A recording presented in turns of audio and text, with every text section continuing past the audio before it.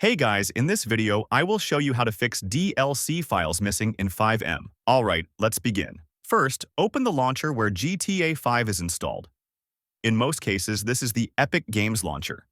Click on the three dots, select Manage, then click on Verify. This process checks for missing or corrupted files and automatically repairs them.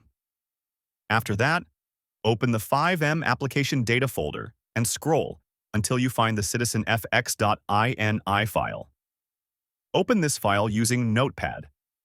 Finally, go back to the Epic Games launcher, open Settings, select the icon besides Uninstall.